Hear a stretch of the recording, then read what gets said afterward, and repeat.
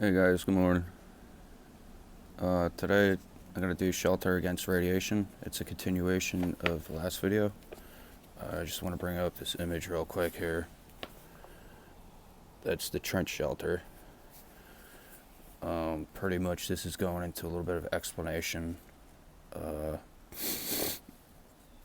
why they chose this spot as opposed to something that was built underneath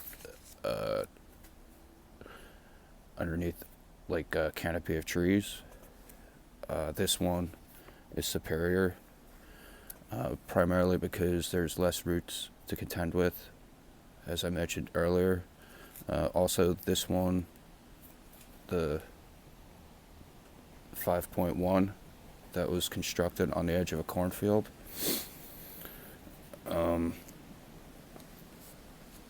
so the soil is a lot more favorable and the protection is a lot more favorable. Pretty much this shelter was built after driving 64 miles. It was constructed on the edge of a cornfield away from trees and roots. The instructions for this are found in Appendix A,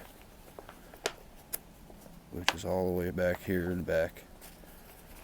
It's pretty much a step-by-step manual, and it's about, let's see, 1, 2, 3, 4, 5 pages in length. I don't know, I might later on do like a slideshow or something on this. Just, I don't know, I haven't decided yet, or, it just may be something that you have to leave up to your own. It's a pole covered trench shelter, so you could look this up on the internet, and I'm sure you'll find it,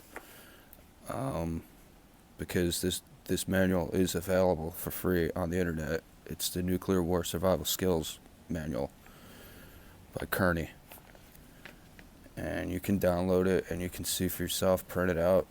If you decide, maybe you want to just experiment, play around, see if you can, knock something like that out, or just have it and, put it away with your tools or something, in case you ever have to, God forbid, need to use it. So the instructions in Appendix A, the pole cover trench shelter, a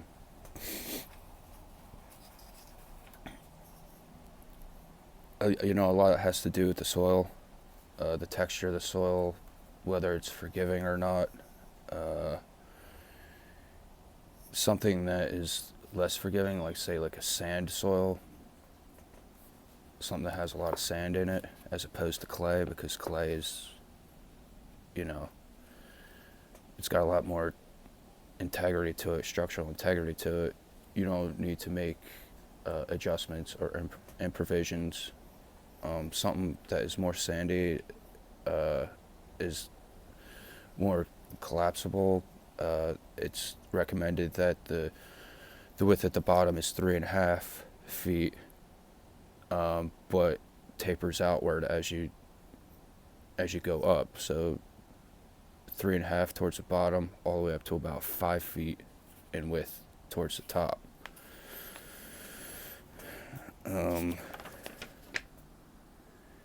again, the trees, you might think it's safer underneath the tree because the shelter that the tree canopy, the leaves provide, but it's not necessarily true, because all that radioactive material can seep in by the way of roots from the trees, and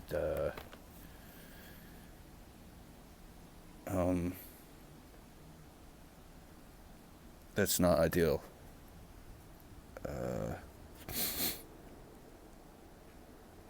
So you have to consider where you're going to put it, where you're going to put the shelter when you're constructing it. And just once again, the emphasis on this is, it's to put a shelter near trees is not ideal. Uh, I know around here there are a lot of cornfields, you know, um, so, it's just something to think about. Uh, like I said earlier, like if you're really serious about preparing for a nuclear event, you might want to, go out there and just, clear the area out and then fill it back up. This way, if you have to dig it out, you can dig it out real easily. That's if you decide if you want to do a trench shelter. There are probably a lot better options, but, you got to start somewhere. You start with the basics and you move your way up. All right, so that's today. Tomorrow I'm going to go into shielding. That's going to be a couple pages, and that's pretty much it for today.